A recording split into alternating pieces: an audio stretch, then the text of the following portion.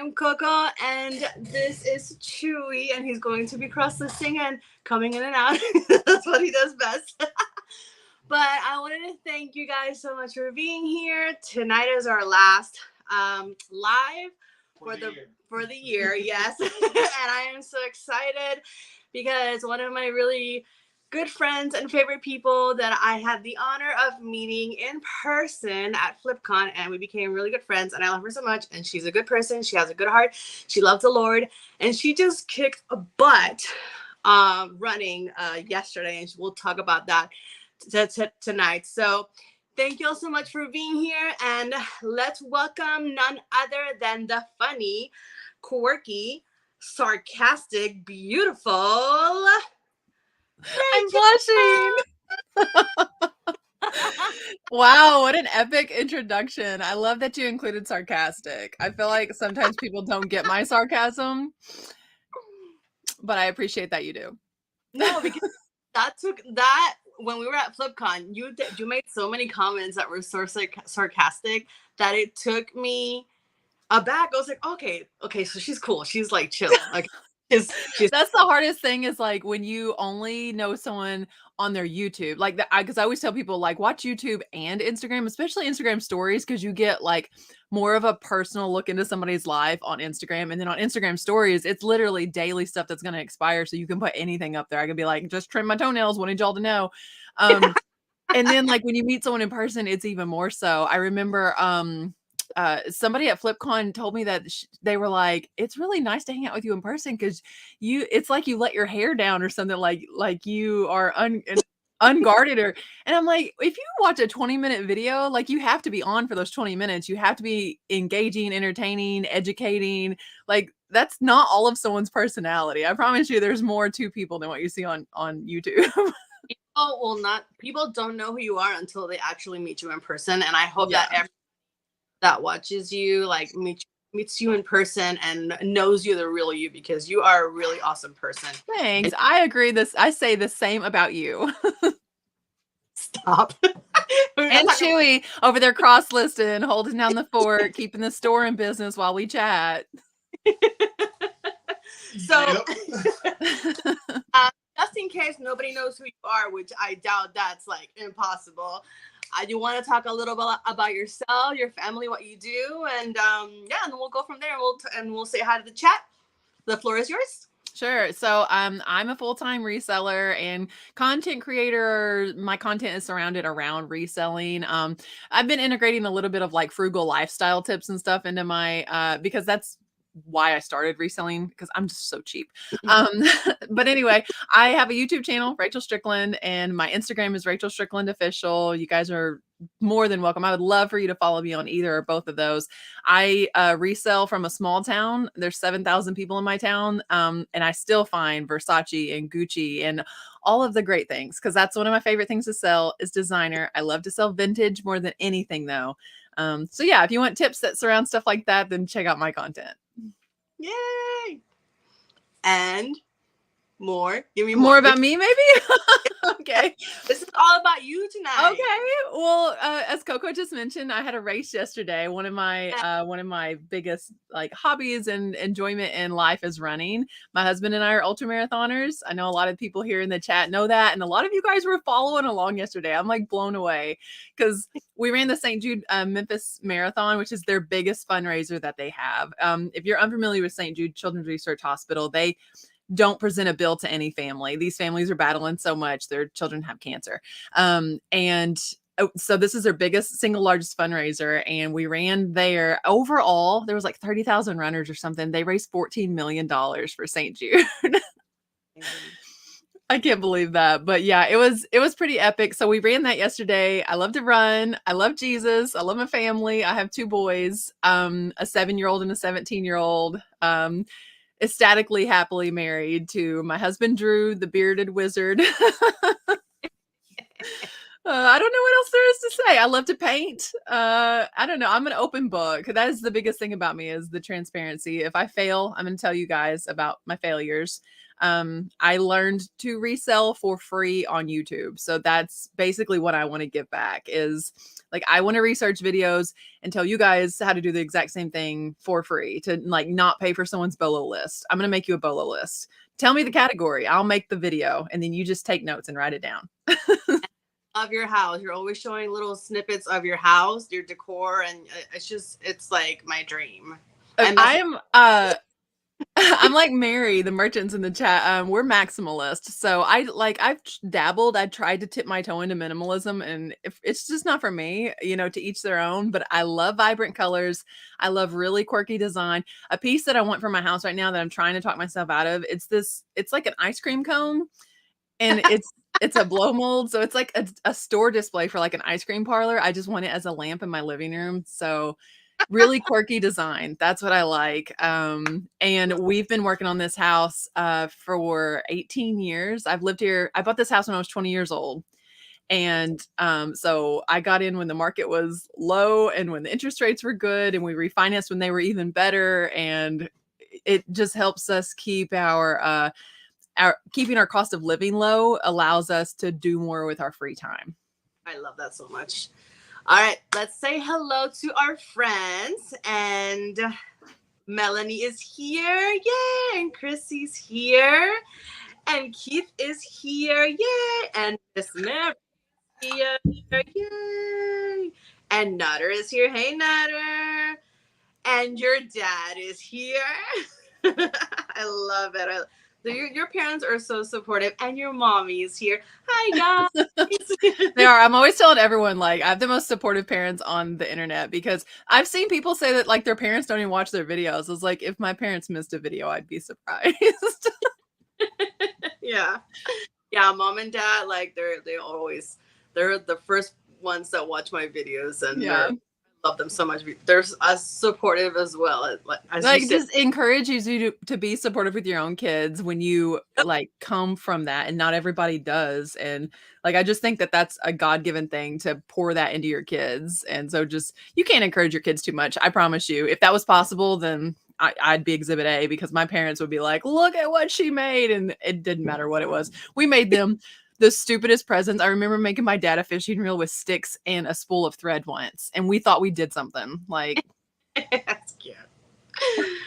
Mary says, you don't look like you just ran a marathon, Rach. I just stood in line for 45 minutes and Nice. You know, I do before a race, I put on like a little foundation and contour. And I know for some people, they'd be like, that is so stupid. You're going to go sweat and blah, blah, blah. But here's the deal, Coco. I don't control what I look like at the end of the race, but I dang sure control how cute I am at the start line. And it makes me feel my best to look my best. So I'm going to put together the cute outfit. Like my friend Amber and I ran together and we had matching everything and we were so cute. I love that. Looks like you guys had fun. Yeah. And Judy's here. Hi, Judy. And Elijah is here. Hello. And let's see who else is her. Hey, Ken. What's up? What's up? What's up? Thanks for being here. And Jane is here. Mountain State Pickers. Oh, my goodness. And Will is here. Hello, Will. Thank you for being here. Chrissy, thank you so much for sharing Rachel's YouTube, and I think you also shared Instagram. Thank you. Yay. And Grams and Pops Vintage is here. Hey guys, what's up? And Keith says Memphis is only 4 hours away from us. Next year you and my Amber need to run together. She says she'd do half the marathon. That's really cool. That's all she could handle. I mean, half marathon is a pretty epic feat. That would be incredible. This is the first year their half marathon didn't sell out, and they've been doing it over 20 years now. That's amazing. Yeah. That is amazing. Are you going to do any more running this year, or that was the last big? Well, I don't know. I need to see when there's a 1 mile event that's in Springfield, Missouri, or near Springfield that I kind of want to do, but I'm not really trained for it. I don't know. I probably need to be done because I need to focus on our Christmas vacation that we've just paid for and started planning and can't really figure out parts of, and we leave in like 2 weeks. So I should probably be done. We're going to go to Utah. We've never been to Utah. Woo! Yeah. And we're just going to do like winter sports and like snowy activities. Yes. Oh my goodness. We're So trying to figure out snowboarding, but I just can't figure out how do you snowboard there? I tried snowboarding once and it didn't go well, so I can't tell you anything about that. Well, everything that I'm looking up so far is like you need to pay for a ski lift. And when I say pay for a ski lift, a day pass is $250 a person. And I'm like, okay, $1,000 just for us to get to the top of the mountain to snowboard? Like, that's probably not going to happen. So there's got to be like public areas we can just take our little snowboard. And I don't need to be on like a 2 mile high mountain to snowboard. We're not Olympic snowboarders, okay? We just, if we can find a 50-foot hill, like that'd be cool. I am sure there is. Hey, Ryan, what's up, my friend? So, are you gonna thrift over there in Utah? Because I've been told Utah has the best sourcing. No, we're gonna do well to pack. Like we always fly Delta because you get the carry on, and we'll pay for like one checked bag, and so we're not gonna have room. I mean, we gotta pack snow gear now. Yeah, that's a lot. Mary says pay for the lessons, which includes state passes. Yeah. But if it includes it, like I'm just like, how much, guys? This is gonna be a pricey trip. I'm telling you, I'm gonna have to have a lot of whatnots because we should have booked it a month ago. It ended up costing like an extra $1,000 just because we waited until literally last week to book the flight and the airport. And I jumped on Hustle at Home Mom. She lives in Utah, Ashley. Yeah. I jumped on her whatnot the other night. It was like Thursday night, maybe. And I told her that we booked it because at FlipCon, I asked her where in Utah should we go, and she said Park City. If you're up for like winter activities. So I told her, I said, hey, we booked the trip in Park City like you suggested. And she says, oh, Rachel booked the trip in Park City. That's so wonderful. What resort are you staying at? And I said, girl, after the plane tickets and the hotel, like we're staying at El Holiday Inn, the resort. Like, and I spelled holiday with like an accent and an E. You know how people are like Target instead of Target. I was like, girl, what resort? I can barely afford to get over there. I'm so cheap. But you can make more money. You can't make more memories. Exactly. Okay. And so this is Delo's last Christmas at home before he graduates, before he's like, who knows? He may be out of the state, out of the, country or something next year at Christmas because he really enjoys to travel. I'm never going to have this time back when they're 7 and 17 again. I can make more money. So I'm going to have to, though, so we can pay the water bill. I totally understand because we're also going to go on a holiday trip and we're leaving 2 weeks as well. We live on the 16th. That's us. Yeah, same. Yes. So we yeah, so we're trying to not spend as much because we know that when we go over there, even though we only have a 2.5-year-old, yeah, we know we're gonna spend money. Everything's expensive. I mean, just eating out anymore, you just budget $100 for your family to eat out, especially if you're on vacation somewhere touristy. So it's just like, it's a gut punch. Where in Tennessee are you going? We are gonna stay in Gatlinburg. Oh, okay. So are you gonna go to Dollywood? We went last time, so this time I don't know if we're gonna go. Probably not. We want to do more local stuff. Yeah. They have such a cool main strip. It's a lot like Gatlinburg looks a lot like Branson. If you enjoy liking it, if you like it there, you may consider sometime maybe making a trip to Branson, Missouri, because it's kind of similar. We plan to go into Branson one day, but yeah, like we got the cheapest place that we could find, but not like in a bad area. It's still gonna be in Gatlinburg, so we're gonna. There's not a bad area there. I don't feel like we're just so lucky. You're like. And it's really beautiful. Yes, we're so. I mean, there won't be snow yet, but it's really beautiful. Yeah, no. Last time we went at around the same time, so it was freezing, but it was no snow. But we had the best time, so I cannot wait to go back. It snowed on the last day when we left. On Christmas Eve, snowed when we it's not that we're almost on the same line of latitude as Gatlinburg is, and it's just not been as cold this year. So I think you guys are going to be surprised. Plan for it to maybe even be 40s and 50s. It's been like crazy warm. My sister, she just she flew today to St. Louis, Missouri. Yeah, for business, for work, and she's like, go. I thought it was gonna be colder. I wish it was colder. So I'm like, oh, okay, well then maybe Tennessee's not gonna be that cold, but I don't want to. No, not hardly. Yeah, I'll let you know that week leading up if we're getting any colder. But Tennessee, like Drew's parents live in Cookeville, and they usually get the day's weather like a day after us because the weather just kind of travels east. Yeah. Hi, Vintage. What's up? It's been unseasonably warm here. Yes, every time I go out, I'm like, why am I sweating in November or now December? Why am I sweating in December? Yeah.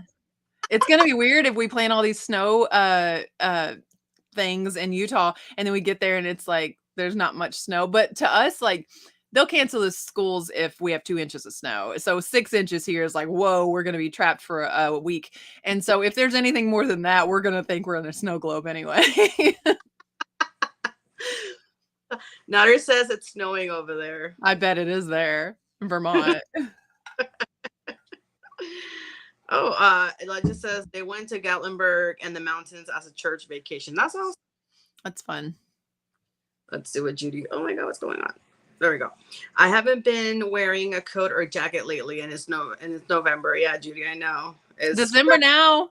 December now, exactly. Yeah, it's pretty crazy. I mean, I feel like I still wore shorts on Meals on Wheels Friday. Wow. Yeah. I mean, we ran that race in our sports bras and shorts. Yeah. It was almost 50 at the start line. Yeah. Speaking of about Judy, she and I have been messaging back and forth because I want a tie-dye sweatshirt. Her tie-dye is, I mean, the best I've ever seen, ever. And I'm like, I cannot wait for when she sends me one because we're back and forth. I'm like, that's gonna be my Christmas present. Yeah, I wore the sweatshirt I bought off of her Whatnot. I swear I wore it for a week straight. I was like, it's gonna stand up on its own if you don't wash it. Yeah, and she's so good at it. So if anybody so good, hit up Judy because she's really good at it. It's so vibrant. It looks like a print, and it's dyed in there. And when I have actually washed it, and like the color didn't transfer, it didn't fade anything. I actually have a tank top too.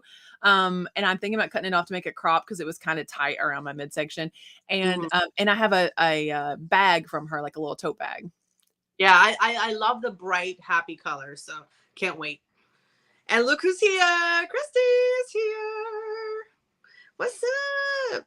Oh my God, Christy's playing something really fun. I cannot wait. She is. Yeah, really epic. Hi, Anthony. What's up? Oh my gosh, Anthony finds the best stuff at estate sales. He really does. I'm so jealous.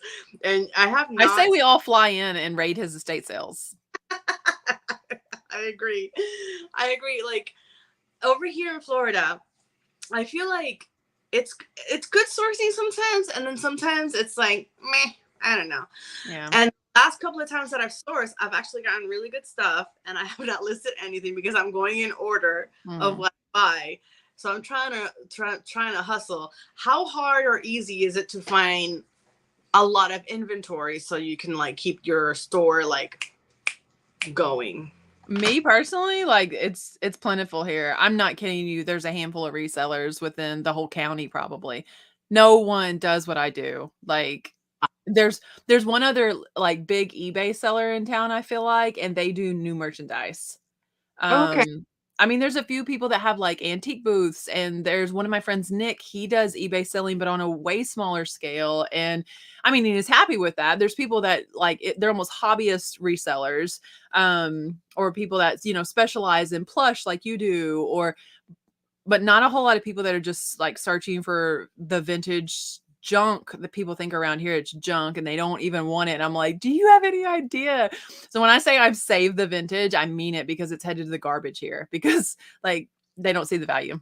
I love vintage so much, but here people know that people want vintage, so it's so high that I for me it's not even, I can't, because I won't get any ROI back, or just as much as I want to save it, it's like, why am I going to pay 50 when I'm only going to make 40? It just makes no sense. I know around here it's so plentiful, and there's so many house clean outs that the thrift stores throw away so much, or there's so much that you never see. So I'm really thinking about, like, Drew owns a covered trailer. I'm like, I could advertise a clean out service and just basically pick the stuff I want and donate the rest of it to the thrift store like they were headed to anyway, because there's only one thrift store in our area that does pickups, and they only want to pick up large items. Nobody will do a house clean out for you. Like, it could be really dirty. I might regret it. Maybe I could go and preview it first Yeah. and then either agree to it or say this is out of our scope. Yeah, I asked one of the ladies from one of the estate sales that I go to a lot. That now they're finally knowing who I am. It's nice. And I was like, so what do you guys do when you don't sell everything? She's like, oh yeah, we have a couple of people that just come and take it all. And I'm like, wow, that's really cool. So I'm like trying to make conversation with her little by little and see if eventually in the future. Yeah, you should just like toss your hat in the ring there. I mean, what's the worst that she could do? Say no. Yeah. Listen, there's this book. You guys all need to write this down. It's called Rejection Proof. Okay. Have you ever read this book? Well, no. Okay. It's available even on as an audiobook. I think there's probably a pirated audiobook on YouTube for it. Anyway, Rejection Proof. So the guy's point, and this ties in with what you're just saying. I'm not just off on a tangent here, but the guy's point and purpose is he's afraid of rejection. He's afraid of just throwing his hat in the ring there. Okay. What if they say no? What if they reject me? They shut me down. And so he makes it his personal mission throughout the book to get rejected every day. And so he starts asking for really outlandish things, and with the purpose of, okay, here's going to be my rejection today, because he can't go to bed without at least one rejection. So two things happen. Like, when you make it your purpose to be rejected, you're more inclined to ask for really audacious things, because it's, if you get rejected, then that you met your goal. But then people stop rejecting him. They just start saying yes. And he has this whole like years of really wild, amazing things that happen just because, and this is a true story, just because he was audacious enough to ask. Like, one example, he walked into a Dunkin' Donuts and he said, will you give me 5 donuts, but I want them interlocking and I want them frosted like the Olympic rings.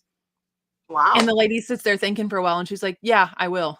And she makes like, it's just, so some things are like little like that, and then some things are huge. Like, he ends up on national TV shows. Like, it's a really good book, especially if you've ever struggled with, well, what if they say no? What if they turn me down? You know, like, it's a good read for anyone. I think, especially of all of us as entrepreneurs. Yes, I agree with you. And I have it on my list. It's so good.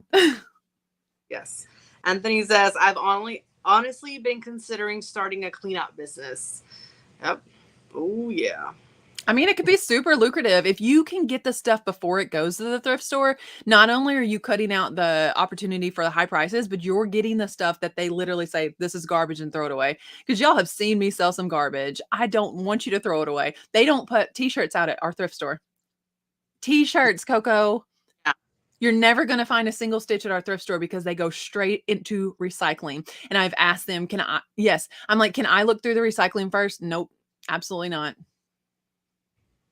That's insane. There's a thrift store out of town that'll let me look through their recycling, and their recycling, if it has a stain, if it's missing a button, they throw it into recycling. I'm like, people go to thrift stores knowing that the clothes might need a little bit of work and they're vintage, and we're not looking for mud, and well, we are mud now, Y2K. We're not looking for like bougie brands at a thrift store. You're looking for the vintage. How long does it take you to get to drive to that one? Because I know it's the one that's out of town. Mm-hmm. So it's a town called Bernie. It's like 7 miles south of here. It's out of town. And the one in my town, my entire town is 6 square miles. We're 3 miles wide by 2 miles deep. That's it. So, I mean, I can run all my errands inside of 30 minutes and go everywhere in this town. That's insane. It takes 10 minutes to get from one side of town to the other if there's traffic. Florida's pretty big, and every city is pretty big. Yeah. But it's funny because even though we have to drive a lot, I don't see it as a burden. And a lot of people see it as a burden. And in Puerto Rico, it's like, oh yeah, you got to drive 10, 15 minutes. I got to drive 15 minutes? What? Yeah, that's true. You don't know what driving is until you go to Florida. And like, oh my God, Dios mío, whatever. Yeah, we have 3 stoplights. That's it. But then I always say, like, if we want to drive to something bigger, then the towns are all pretty, like, the cities are close by. You're 20 to 30 minutes from anything. We're like an hour from a major city. That's not bad. Yeah. It takes us 45 minutes to get to our Orlando International Airport, so that's not bad. It takes us an hour to go to the theme parks and all that good stuff. So I think we're in a really good location. I think. Airports, like, we couldn't be in a worse location. We're 3 hours from any airport. Whoa, what? 3 hours. So, TSA wants you there 2 hours in advance. So we have to be at least 5 hours before our flight. And then, so it's like 5 hours before, and then it's 2.5 hours to fly down to where my family is. I'm like, we're already 7.5 hours in. It's only an 18-hour drive. That's half of it. Oh my God. I never complain about the 45-minute drive to the airport because I know people have it worse. Yeah. My grandma, sometimes she's like, 45 minutes. Oh my goodness. I'm just like, Grandma, that's not far. She's so cute. 3 hours. Yeah. From Memphis or St. Louis. We're right smack dab in the middle. Rachel, 3 hours. It's a lot. It's a lot. Yeah. Whenever I had my title, my pageant director was trying to book my ticket to the national pageant. And she said, Rachel, I was going to fly you out of Kansas City. And then I thought, well, maybe St. Louis. She's like, but that is 3 hours from you. Where's your close airport? And I was like, girl, that is my close airport, St. Louis or Memphis. And I don't want to fly out of Memphis. So fly me out of St. Louis. But we're actually flying out of Nashville. And we did last time too. So it's 4 hours to get to the Nashville airport.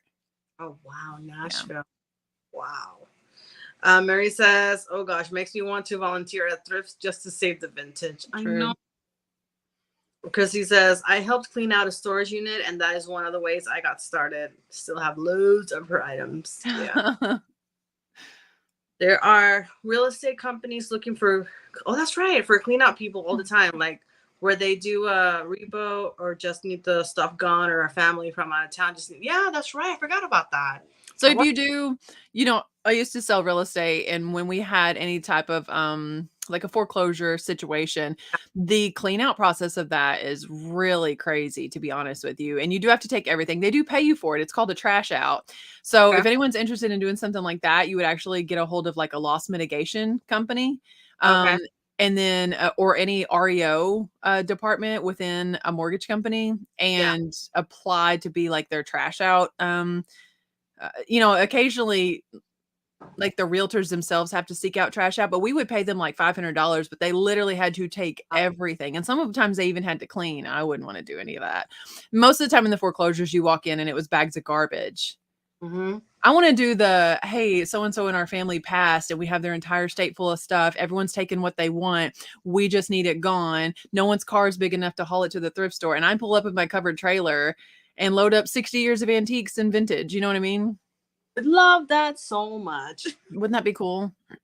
Now, that being said, I mean, Anthony's not too far off there, because I have walked into foreclosures before and I'm like, there's a Toshiba, 27-inch TV with a built-in VCR. And I know that thing goes for $250 and it's just sitting here and it's going to be trashed out and thrown out. Mm-hmm. And in some cases, you have to get the sheriff to put everything out on the lawn. There's such legal paperwork and red tape. Mm-hmm. I know, Will says, I know a clean out person. She visits, she gives an estimate, then does the clean out. Lots of dump runs, lots of selling to resellers, lots of hiring cheap labor to move stuff. Yeah, I think I knew that and I totally forgot about that. But that's really awesome. Oh, look who's here. Oh, he really is my biggest fan. I mean, even more so than my parents. I love Drew so much. I'm so happy. All of you at Flip. Like, I love your family. He's a sweetheart. He's taking good care of me today. I had to remind him once. I was like, hey, now remember how good a care I took after your 100-miler there, buddy. Because we crew each other, we cheer for each other. He brought the cowbell yesterday. Woo! Go Amber, go Rachel, screaming.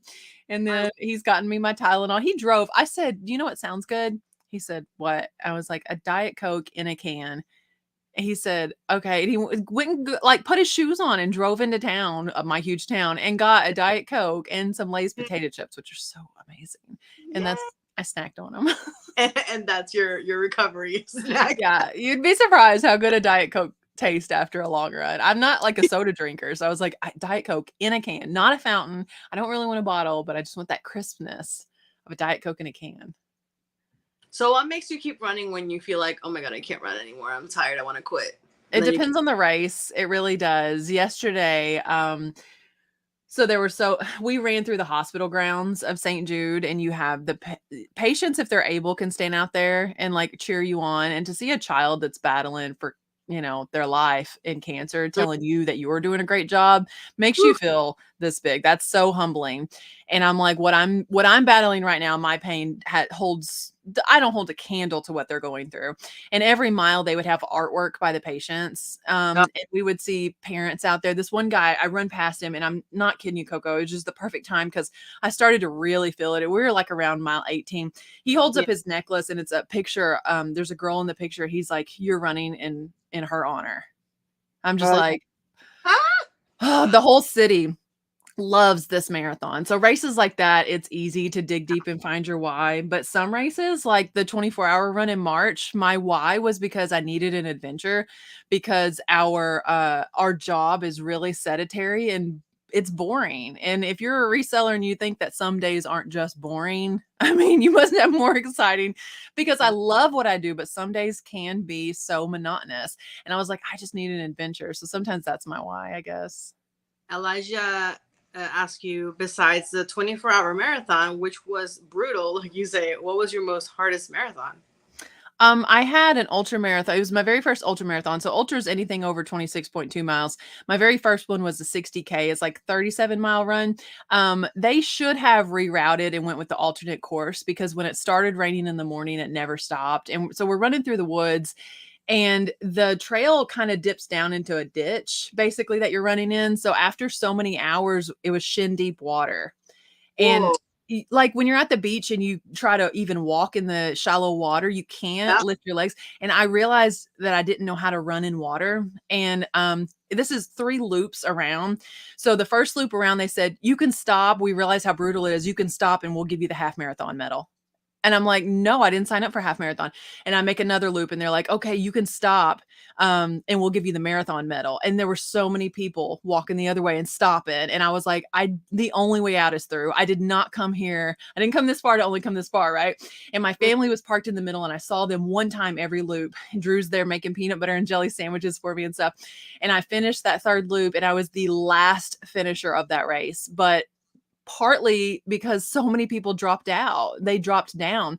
It took me 11 hours and 17 minutes just out there in shin deep water. And it was the hardest race I've ever had. Like it was brutal, but I learned so much about myself, and I didn't have music. And I was just me out there talking to God for 11 hours. You know what I mean? Like you learn a lot about yourself when you go through hard stuff, way more than when you go through easy stuff. Yeah, that's awesome. That's awesome. Let's see what they're saying. Oh, thank you, Chrissy, for sharing her Instagram. Please, everybody follow. I'm sure everybody's following you. I'm sure. I'm positive there's people here that aren't following. You guys follow me. I'd love to have you over there. Enjoy my sarcastic humor. Okay. Keith says, what's better to do is to get connections with the trash out people and tell them you will buy from them. My best haul... God, this is so slow. My best haul was $4,000 worth of high-end retro. Whoa! Wow! What? That's epic. From a house flipper. Whoa! They just wanted it gone. What a score! Okay, Keith always finds the best stuff when it comes to video games. Yeah, he knows what he's looking for. Will too. They're really good with video games. Yes, yeah. Mary says that was a whole of my lifetime. Yeah. I'd say. Yes, everybody subscribe. She's like just getting up there. Let's see where you're at right now. Let's see. Where am I, Coco? Hold down. I do have a goal by the end of the year, like in my mind. It's on the refrigerator already. I always write my goals down on the refrigerator, like thermometer style. I'll color in the blocks, as I'm making my way up there. I think you're going to get there because you are growing so fast, and I'm so proud of you for that.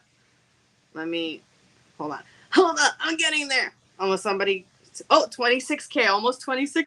Melanie That's said crazy. I feel like I should have done something probably for 25, but 30 is the goal by the end of the year. I don't know. I mean, there was a day when it took 3 days to hit 1,000, and then the next 2 days was another 1,000, like 2.5 days, and I was just like, And it makes you scared to release the next video because it's like, how am I going to compare with that last one?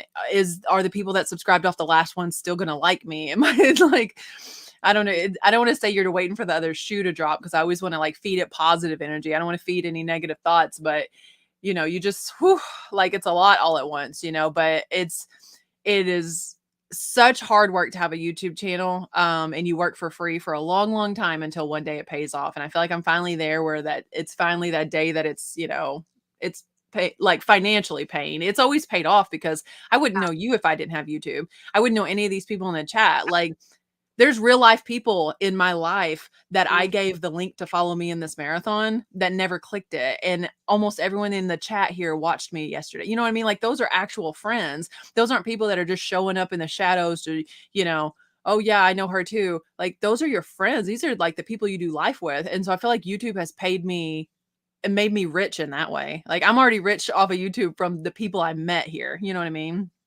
Yeah, I totally get it. Like I'm just starting, so it's challenging sometimes to motivate yourself to actually bring the content because you're like, okay, is it worth it? Is it gonna be? It'll be worth it. Yeah, but like you said, meeting like this community, I wouldn't have it any other way. I'm so lucky and blessed to have met everybody. Yeah. And you in person and Lori and Kyle in person and have Christy like only 45 minutes from me. Like this has been a blessing. And Christy, like, are you kidding me? Like, I wish I could meet everybody in this chat because I know, me too. People are in the chat are my family, my regional. Yeah, like great friends. Seriously, they're always here in my life. Like it just means the world to me. Like I have no words. It's a blessing. That alone really does make it worth it. It does. Yeah, it really does. Drew says there was this guy yesterday that was running with a 25-pound vest and 25 names on him of kids he was carrying with him from the marathon. Oh my gosh.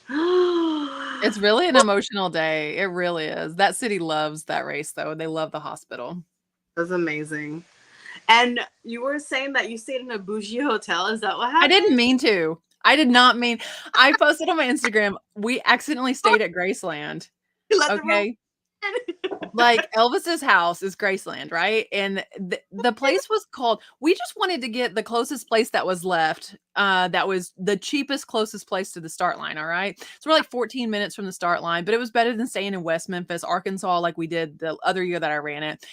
And I was like, okay, let's stay at this place. And you know how they'll say like if you were going to St. Louis, it might say like Holiday Inn at the Arch. And that just means it's close to the Arch. Well, this place said the guest house at Graceland. No, girl, it was Graceland. Here's Elvis's house. Here's the hotel. It was the same property. And we pull up and I was like, we always pull up to the front because we have, 4 people and bags and all that. And we get the cart and pull it out. Well, when we pulled up, there was a valet. And I was like, oh, what have I done? He's like, are you valet or self-park? I was like, bro, self-park. And we went in and checked in and I asked him for a luggage cart. He goes and gets one and it comes with a daggum bellhop. And then she brings our bags up to the room. I know she's standing there waiting on a tip, Coco. Please, nobody hate me for this. I did not have any cash. I thought we were going to like a Holiday Inn type atmosphere. It was a full service hotel. They're barely letting you open doors. We were literally staying there for 12 hours. We were leaving at 4 o'clock in the morning, 5 o'clock in the morning. Oh my goodness. And they were pulling out all the stops. And I was just like, I unload those bags. She was like, no, this is my job. I was like, oh my gosh. That's how we accidentally stand. And when you turn on the TV, it's all Elvis. You pick your Elvis, pick the generation that you want to hear him sing. All the pictures are Elvis. They had this replica of the staircase at Graceland because they won't let you get on the stairs at Graceland. So they had like an exact replica of it in the hotel where you could take pictures. And then at 9 o'clock at night, they serve free peanut butter and jelly. And we said, why is it not peanut butter and banana? And they were like, the bananas kept spoiling. There was an Elvis impersonator singing in the lobby at like this bar until 11 o'clock at night. I was like, y'all could be quiet. I got to wake up at 4 a.m. I love it. And wait, I got to give a shout out to Ryan and Christine because I met them at Webster and I love them and we're friends. So shout out to Christine and Elton. I mean, hello. I'll never hear the end be like texting me like, Coco, I guess we're not friends. Drew and I got to meet them and have Indian food with them. I know that was so. I'm so glad that you guys did that. That was fun. I love that. Oh, Chrissy says, Coco, it will be worth it. They're sooner than you think. Yeah. Everybody's so awesome here. I love everybody here. Awkward moment.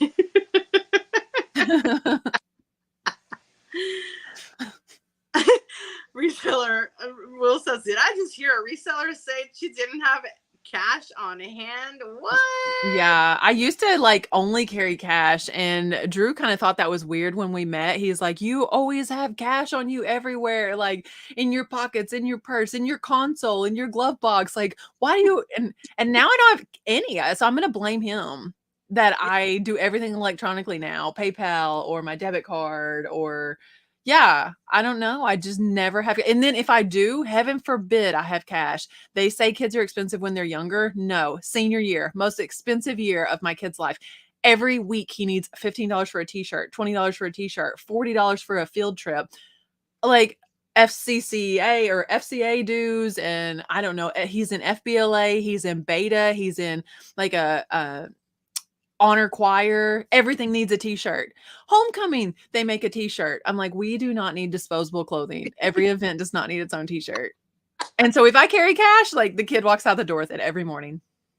And Scott is here. What's up, Scott with 1T? I hope you're feeling better. I hope so too. Give us an update, Scott. Yes, how you doing, my friend? How you doing? I was gonna say something. Oh, about the cash. I don't like. I've never liked carrying cash. I was the opposite. And then as soon as I became, a reseller and started going like sourcing, I need cash for most of the. Well, now a lot of people have Zelle and Cash App and whatever, but mostly people want cash. So it's really hard for me to have cash with me all the time. Like right now, I don't have any, which is nice. But sometimes I have to have cash with me, and I don't like it. I don't like, and this is not, I'm not talking, disclaimer, I'm not talking mean or bad about anybody who does this on camera with their videos. I cannot, when we're going sourcing and people get their wad of cash on camera to pay, I can't do that. I'm so private with my money. Yeah. No, I'm with you there. It always makes me uncomfortable, and it always makes me uncomfortable, like, what if you accidentally showed your card numbers or something? Yeah. And I'm not talking bad about anybody. No, it would make me too nervous to even have my purse opened on camera. I'd be like, nope, someone's going to zoom in and get some identifying information somewhere. My whole identity is going to be stolen. But that's why I always have, don't make fun of me or make fun of me. I have my fanny pack and I have everything there and it's away from the camera. Yeah. And there you go. That's it. Because I can't. It makes me nervous. And I can imagine like people nervous. Do what? Every time I see my friends doing it on camera, it makes me nervous. Like I want to text, why are you showing your cash on camera? But I don't want to. And then people already have like assumptions that, oh, you're bougie or something, because they don't realize how cheap I get things that I want in my life. And so if I flash some wad of cash, they'd really think I was rich then. I'm like, y'all have no idea. Like I did the video showcasing how cheap our bills are. And everyone's like, there's no way your bills are that. I'm like, living this. Yes, those are our bills. Why do you not think that? Update. I'm not quite ready for prime time. Very frustrating. Bummer. Awesome. Don't let Rachel tell you she picked the Graceland Hotel.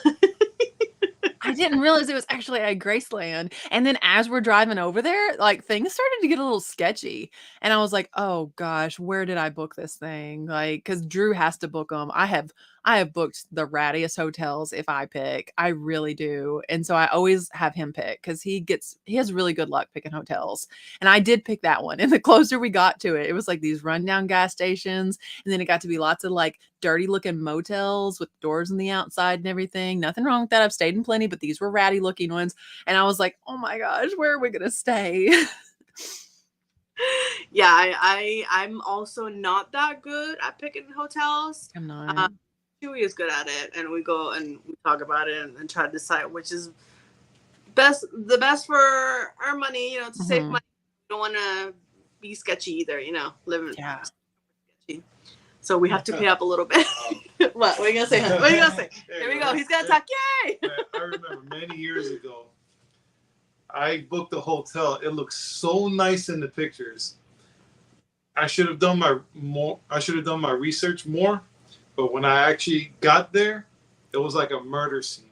I saw blood all over the floor, up the stairs, and then I saw the unit inside. It was horrible. And I did it through Expedia. No. I think it was Expedia, and I followed the complaint. I said, "Man, you guys need to update all your pictures. That it's false advertisement. Like, where the hell I'm going to be staying in the hotel? I ain't not going to stay in this one. It's like blood on. Like I'd send pictures, blood on the stairs. Like literally, like a cop just finished a scene. I was like, no, I was so heated. It's pretty bad. Like you always have to read the customer reviews. That's the biggest thing in booking a hotel because customers will be straight up honest. And if I see something dirty at a hotel, I'm going to go straight to leave a review somewhere to save someone else the trouble. Yeah. After that incident, yeah, I read the reviews. Like yeah. Oh, he said okay, that sounds more like it because I was like, I don't remember picking Graceland. If I did, I didn't mean to. I wanted something in West Memphis. I was gonna get us like a ghetto hotel. Okay, and he picked Graceland. He's bougie. You guys got it. He's bougie. When we stayed in for 4 years ago, I don't know. 4 years ago. Jesus, 3 years. It was like 2 years ago. No, I was pregnant with Noelani. Okay. Where what town was it in? In Gatlinburg when we went for the Pigeon. We stayed in Pigeon Forge last time, and there were so many options, so many hotels, and we were like, okay, we want to save some money, but we want to be able to sleep and know that we're safe. Yeah. And 3 options, and the cheapest, the not so, and then the most convenient, whatever, and. We almost stayed at the. I'm so glad we didn't stay at that one. It was a Super 8. Oh my God, Rachel! It was like even when we were there, we were trying to find it and we couldn't find it. I know. Okay, and we almost booked that one, and then there was another one, and that one looked abandoned, but there were people there, but it looked abandoned, like people were staying there, and then we stayed at the vacation lodge. And that was a little bit pricier, but man, it was on the outside. It looked like normal, like right. Man, when you went inside, ooh, bullshit! I was like, what? It was nice. It was good. Yes, and we didn't pay that. So I was just like, we were so stressed finding the right hotel because we were at the time. We had Chewy's daughter. She was like 8 years old. And we wanted to stay somewhere where, it was safe enough for all of us and make sure that she was safe. Yeah. But man, it's so stressful finding a good place to stay, and especially nowadays. Yeah, it really is. It's hard because, like Chewy said, like so much false advertising. We stayed at a place 1 year before the Paducah Mother's Day half marathon, like hairballs on the floor and stuff. And the next year, the place was tore down. Oh wow! It's not even there anymore. It's called the Thrifty Inn in Paducah, and it was like he was talking about like it looked like a crime scene. I'm pretty sure the people in the hotel or in the elevator with us were like, I think they were on meth. Oh my goodness! It was so sketchy. But we had to stay there. I had a race the next day. Like talk about not getting the sleep you needed before a race. It was bad. All right, Scott says, I stayed in a place in Dallas in the 80s that was terrifying. Some guy tried to break the door down that night, screaming at me about having his girl in there. I was quite alone. Oh my goodness. And then, Christy, you have no idea. He screamed, how do I know she's not in there? I responded, I'm wearing a sweater vest. It was all I could think of. He laughed.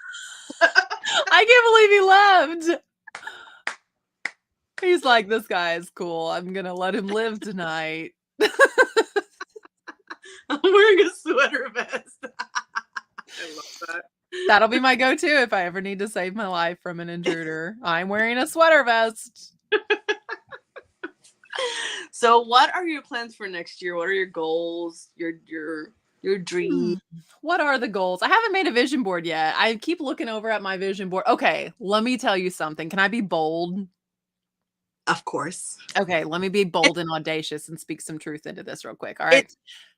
It's So I don't know if anyone ever looks on Social Blade. Social Blade is so inconsistent and they err on the side of caution almost too much. They're very off on their projections on how much, like, I think they say that I make like $6 to $20 a month on YouTube. And thankfully I make a little bit more than that now, not much more, but they're off. You know what I mean?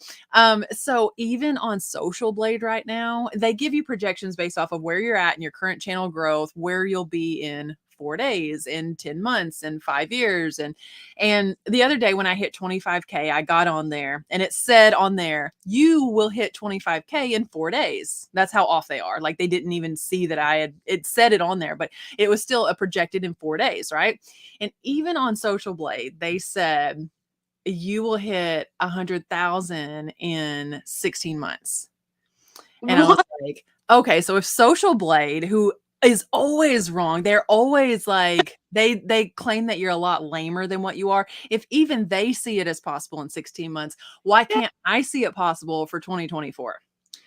So that's going to be, I mean, I don't see any reason why not. If I hit 30K by the end of the year, I mean, I realize that a lot of people are like, oh, okay, that's another 70,000, Rachel, but people get YouTube play buttons every single day. Like, why shouldn't I have one? So let's just speak that into the universe. It's already on my vision board. It's like the only thing that's not happened that's on my vision board for this year. I wrote like signing contracts on my vision board. That has happened, you know, with sponsors and actual like contracted people. I'm looking at the little board now. Like I haven't went back to get my in-body test because I said I wanted my body fat at a certain percentage, but I think that I've managed that well. Just have like all the things that are on the board are coming to fruition. And so I'm super excited about it. So I'm going to put that out as a 2024 goal. Yes, we'll put it out in the universe. And look what Mary says.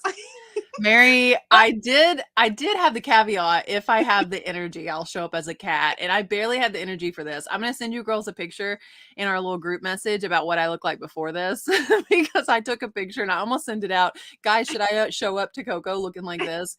But I do have a picture of me dressed as a cat and I'll send it to you. And then you guys will see.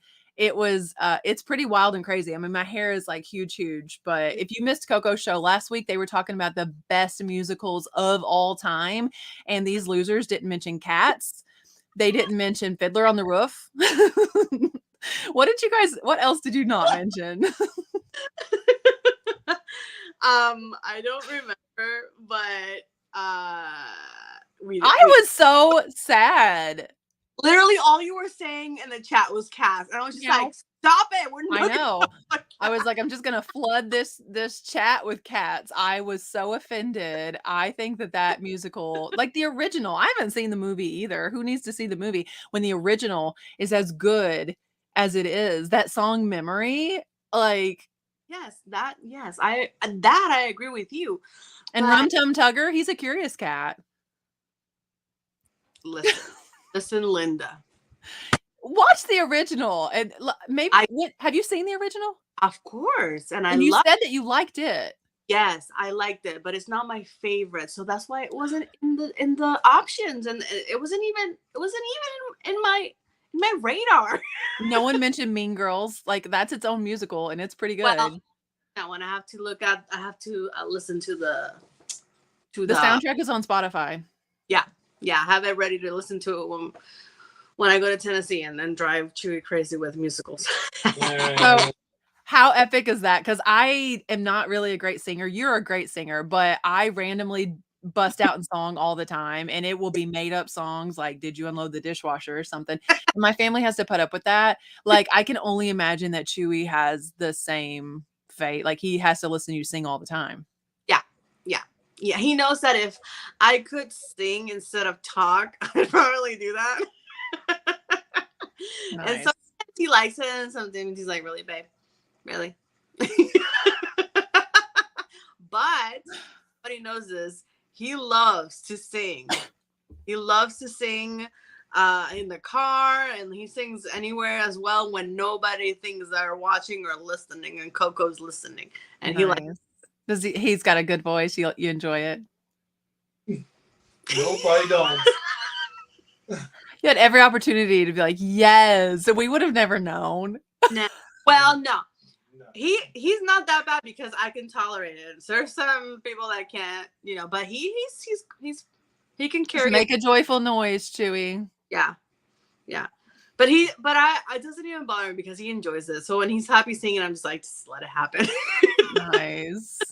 Yeah, Scott's not wrong here, and I know a tune, you know, sometimes. And I say that with love. That he can't carry a tune, is that what you said? Oh. Sometimes. Bless his heart. Bless his heart. I know what that means.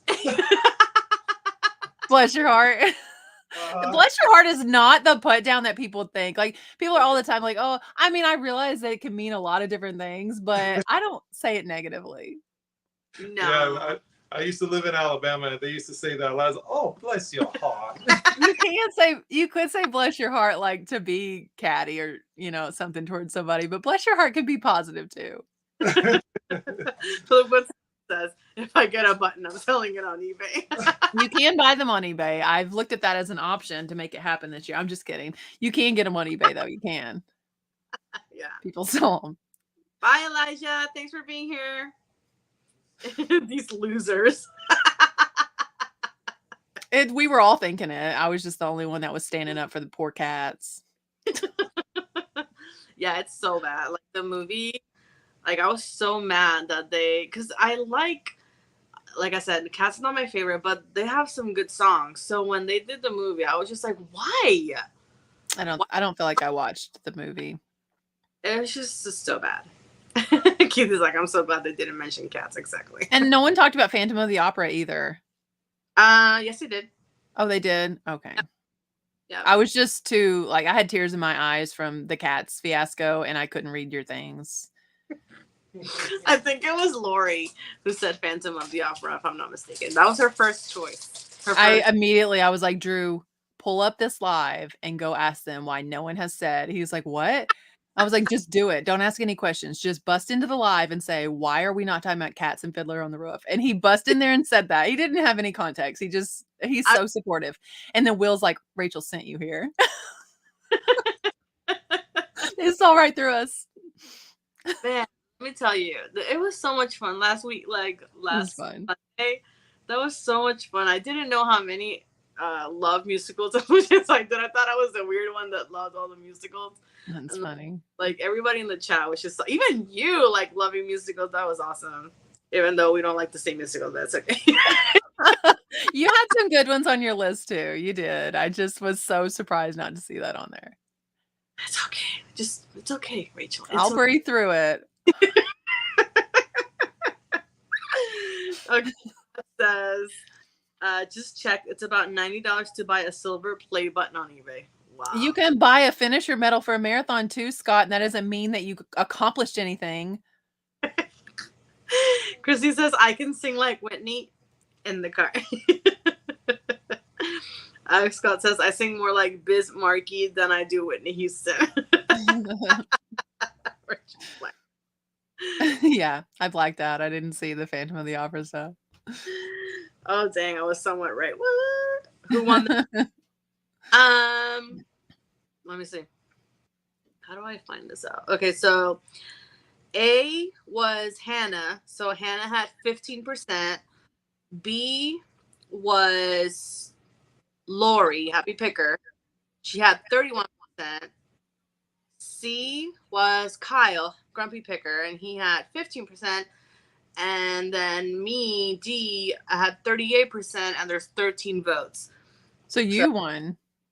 Yeah, but I didn't think I was gonna win with all my weird choices. Nice. That was so much fun, though. That was so much fun. Let's see. Something about a stopped clock. I buy myself accomplishments too. Total poser. Is there any shame? Wait. Is there any shame in buying participation awards? I mean, that's probably the lowest thing that you could buy is a participation ribbon. Like, that's pretty bad. That's kind of like weird, right? If they do that. Yeah. So we have Drew and I coach kids in track. I've coached for 14 years, little kids. And at this one meet, they like when they're little, like 3 and 4 years old, they get ribbons, they get participation ribbons because you want to give them something when they cross the finish line. Well, we had this one meet this last year, we were coaching like 7 and 8 year olds, and they got participation ribbons if they placed outside of 3rd place, I think, or maybe it was outside of 8th at that meet. And some of the parents were saying that they were just going to throw them away and not give them to their kids. And one of the guys that said this is a runner. And I just like confronted him and I said, do you have, I know that you run like half marathons and stuff. Do you have a place in your house where you display those medals? He was like, yeah. And I was like, okay, because they're participation medals. Like, give your son the ribbon. Wow. Unless you're going to go home and throw away all of your medals from every race that you've ever ran because you didn't win. Like, you weren't the first, you're not an elite marathoner running like a 2-hour marathon. So, you know, I just don't understand that. I don't get it. You know, we bought trophies for our kids that we coach soccer in this year because it was fun. That's why we bought them, because it was fun. And we give them a cupcake and a trophy at the end of the season. And they had this little memento in their room. And you never know, especially with kids, and this is probably like our background being children's pastors, you never know what a kid is going through. You have no idea, even if you've met the parents, how many people are breathing life into them and how many people are speaking life into them and telling them you're amazing. So if I can put something in a kid's room that says, you know, that they're fantastic, a little trophy, and they grow up looking at that little trophy, they might think that they're worth something. Like, there's no harm in that. Build your kids up. Yep. I agree 100%. I just don't understand how some parents just don't praise or raise their children up. Like, we were blessed the way that you and I were brought up, and a lot of our friends, with just giving us praises no matter what it was, even if it was the stupidest or silliest thing. I just can't, like, it's mind-blowing when I see a parent just, I just don't understand. I know. I love these kids, and every day I'm like, do you know how handsome you are? Do you know how smart you are? Like, you could work for such and such. You could do this, you could do that. And my 17-year-old is self-employed. I don't know a whole lot of teenage kids that are self-employed that believe in themselves. So I stand to think I'm doing something right. And I'm not saying that I'm a perfect parent, because I've screwed up a lot. Everybody screws up. This is all of our first time being alive, right? So I'm trying to figure it out too. No, I'm so proud of Dello. Like, are you kidding me right now? Like, when he started doing the whatnots, wow. And then when he was in the video with you, I was just like, oh my God. So he started his own YouTube channel. Yeah. He just started his own YouTube channel. He hasn't put out a video yet. He asked me, he's like, Mom, are you going to shout me out in a video? And I was like, listen, put out a video, give people something to watch when they get there. But I'll give you guys the inside scoop if you want to at him on YouTube here. You can't just search Della Watson and find him. You have to put the at symbol, so like his handle, but you can at Della Watson and he'll pop up. So maybe he'll have, 3 or 4 subscribers before he puts out his first video. Chrissy will help me look and put it out in the. But yeah, heck yeah, we're gonna support Della. Are you kidding me? There you go. Yep. I tell my kiddos every day, and they are grown. Yep. And Mary says, exactly. That's why I buy myself awards. World's best doofus. What's up, G? Thanks for being here. And Jen is here. Hello. Oh, that sounds amazing. Went to Trans-Siberian Orchestra? Now driving. Ooh. No. Man, I wanted to surprise Chewy for a Pentatonics concert, but he took so many days off already this year that we couldn't make it happen, because he's already gonna, if not, we won't be able to go on the trip in Tennessee. But he loves Pentatonics so much, and that would have been such a fun Christmas gift, because it was going to be all Christmas music. Isn't it ironic for a guy that can't carry a tune to like an a cappella group? Mm-hmm. There's no music to hide behind. On the bass. I do the dum dum dum. Nice. That was good. Okay, I'm not. Sometimes Chewy surprises me and does kind of like a harmony or melody with me. And I'm like, oh, okay, where did this come from? Yeah. So you guys could be like, Daddy sang bass, Mama sang tenor, like together. Yeah, it's nice. It's nice when I hear it. Nice. I'm so proud of my family. I love your parents. Me too. Because we're all kids, just kids bigger, kids with more life experience. Yes. Oh, I heard something the other day that was like, can we rename like ages so that we don't seem so old? So instead of being like, I'm 38, I could be like, I'm at level 38. and yeah, like it makes it sound like you have experience instead of like you're like growing older. So I'm on level 38. I really like that. Yeah, Chewy's on level 40. So he's see? He thinks he's old. I'm like, no, you're not. No. About to beat the game.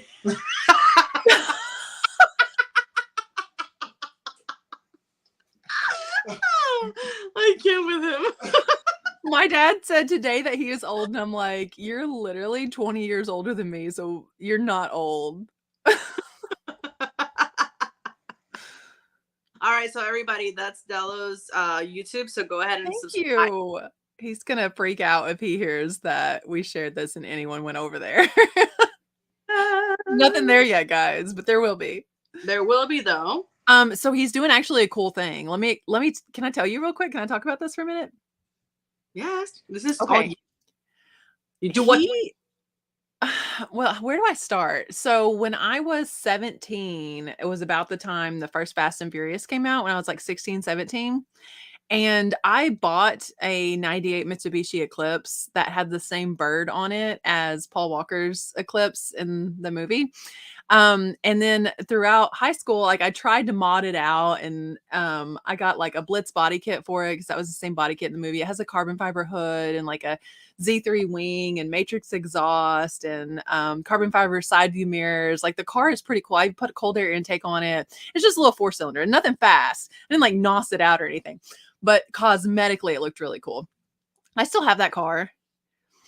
And it hasn't ran like after I had Dello, I was 20 years old when I had him and the car just kind of got parked and it's been parked for at least 15 years really since it's ran. Well, I told him that he could have it if he fixed it up. Yeah. And so he wants to start a series on YouTube where he's flipping stuff to fix up this car so he can drive my old car through reselling. Oh my God. I love that. Yeah, it's going to be cool. He started like in conjunction with this, like at the same time, he has this class at school that asked them to write letters to companies asking for free stuff. I guess just to see, if you could. So he wrote Mitsubishi and told them the story and asked if they would sponsor any parts for the car. And ever since then, he's been like writing Sparco, they make racing seats and they like writing all these companies asking them if they wanted to sponsor him.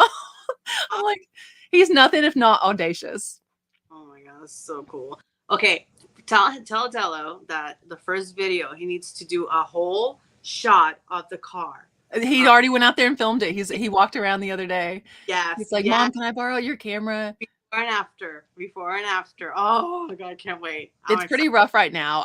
We opened, it won't turn over. We opened the passenger door and we couldn't get it to shut. It is rough right now. But like my bass and my amp is still in there. I need to like jack it out of there and see if it still works and put it in my Bronco because there's like some Sony Explode 12s in there and an amp. They've been in there for 15 years. Who knows? Like mice have probably got in here. We live in the woods. Like there's no telling what electrical issues this car has. Scott says, I'm at level 57 Druid in a sweater vest. In a sweater vest. On acapella, remember the Carmen Sandiego theme song? Still kicks butt. Yes. Where in the world is Carmen Sandiego? There we go. There you go. Yay. Thank you guys for sharing that. I appreciate you guys. Dello may beat us all for 100K. That'd be amazing. I mean, we're all in a smaller growing niche. The reselling niche isn't like the fastest growing niche on YouTube. Okay. So like some people start channels and then within a year they're there. And then reselling like takes a little bit longer because there's thrifters, I feel like is even more popular than reselling. I mean, some people absolutely just hate us. And a lot of people don't know reselling even exists as it is, like as an actual job and a means of income.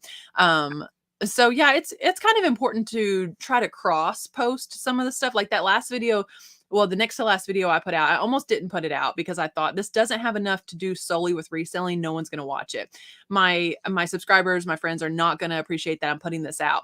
And then I decided I was going to put it out anyway, and it has just surpassed every other video on my channel. It's my most watched video of all time. But it has to be somewhat due to the fact that I incorporated another audience into it. So like I want to do a thrift style video, thrifting like your Pinterest board or something, thrifting those clothes. So it incorporates like the reselling and thrifting, but then it also incorporates other people, and they might come over and realize what reselling is, and we might invite more people into our niche, The bag one, right? It's a 75K views already. Like that's amazing. Yeah. The video that was top on my channel had 70,000 views, and that's a 5-year-old video. It took 5 years to get 70,000 views. Yeah. And this video has been up for 2.5 weeks. It'll be my first 100K video. Yay! Yeah. I'm excited. That's awesome. I'm proud and it's funny because I almost didn't put that video out, and almost 3,000 people have subscribed off that one video. Yeah. That's insane. And I toiled for a week over whether or not to put that thing out and how to do it. Cause there was a sponsor in that video. Well, they weren't really a sponsor for the video, but they like Teddy Blake sent me that bag and they wanted it in a video. And I was like, how am I going to do this? Incorporate it with reselling. And I really wanted to showcase some of my bags and tell people how to get Louis Vuitton for $48. I love that. Smarty pants.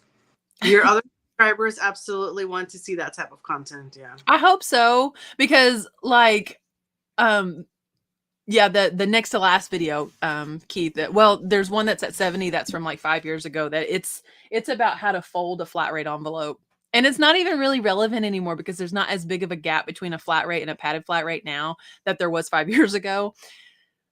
You know what's funny? That I think that was the first video I saw from you, and I didn't know who you were, and we weren't talking yet. Yeah, it got pushed out. It really did. And it was popular before my channel was even monetized. So it's laughable to see the difference that what that video has made versus other videos aren't nearly as popular. And it's so embarrassing to watch some of those old videos. They're so cringe. What is 3,000 subs? And what language is 3,000 subs in one video? I think I've gotten has been 4,000 views. That was nice. That's awesome. The only time that was nice though. That's awesome. You don't know what video is going to take off. So you just put out what makes you happy to make. And then you're not always going to be scrambling to appease people or to like keep whatever mask is on it. Like if people don't like your content, there's going to be someone they do like, and there's going to be someone that does like you. Like don't pretend to be someone else, because eventually the mask will fall off, and then I don't know who you're going to be on camera. Just be yourself. And I realize that's easier the longer you're in it, because sometimes it's just like the stiffness of being on camera. Because I watch some of my original stuff, I'm like, whose voice is that? It's just because I was so nervous. But always at least be true to who you are. Mm-hmm. Yeah, I hope that what comes out in camera is what you see in person. I hope so. We'll see. I believe so. I mean, having met you in person, I believe it is. Yeah. Keith says, no, I didn't ask what is this video. What is I got you. What's that? Yeah, that's what I say about 5 a.m. I'm like, 5 a.m.? What is that? I know about the PM one, but what's 5 a.m.? I've never seen that. What's 100K? Yeah. The first video I saw when you threw a package plate of the old deck. Yeah, Drew and I were just talking about remaking that video. So there's 2 videos on the channel. One of them, I think I'm going to re-release it as a new video, but it's going to be the same. I'm not re-recording it. I'm just going to release the same video because it is so funny. My whole family's in it, and it got 700 views maybe, but it's hilarious, and it's a wintertime video, so now's the perfect time. I'm probably going to re-release that. And then the other is that one that Mary's talking about, when I introduced the idea of using mattress pad to box breakables, and Mm. We drop it off the deck. Drew and I take it to the side yard and play soccer with it. And there's glass inside here. And then we open it up and the glass is perfectly fine. I love that. Yeah. It's good. Laurie's here. Hi, Laurie. We were talking about you. G says, Rachel, I want to thank you for your video on shipping Western hats. I recently sold an Akubra Western hat, and your YouTube video helped me understand how to pack it for shipping. That is awesome, G. That video is like so niche, but it's an evergreen video. It is something that people can come back to again and again and again. And if you guys don't know, YouTube is also the second largest search engine, second only to Google, but they own both. So if you want to know what kind of video should I make, go to YouTube and type in how to ship a, and then it's going to pre-populate the next word. And it's going to populate it based off of what people are searching for, or go into Google and say how to ship a, and whatever pops up, like clearly that would be a good video. And I remember packing that hat, and I thought that I had kind of a smart idea of how to do it upside down, because you're not supposed to store a hat on the brim. And I was like, you know what? I think I'm going to make a video and show other people how to do this. And then it turned out to be a wildly popular video. And it's very short. It's probably the shortest video that I have, because you know I talk too much. You do? Yeah. Nah. Mary says, being myself is what makes me hesitate putting content out. My subscribers don't want to see that. That's not true. Just be yourself. Mary, seriously, you'd be so good at YouTube content. Seriously. Listen, I have people tell me that I either talk too fast or too loud, or like too much energy or something. But then there's also people that whisper in their videos that I may not like that, but they have a following. There's people that are loud that have a following. There's someone for everybody. Yeah, exactly. Yeah. The other day, Rachel, I was recording for the next video, and I finished, and I finished. All right, everybody. Oh, did you do it on purpose? I deleted it. I was like, wait, no more kissing. So embarrassing. So embarrassing. A few videos. Some of my old videos, and Lori reminded me that I did that, and I didn't realize that I did it. And then when the last time that I was recording, I did it, I started laughing so hard because I'm not the only one that's ever blown a kiss as a sign off. That was the stupidest thing. See you next week. Bye, friends. I'll see you later on my YouTube. See you later.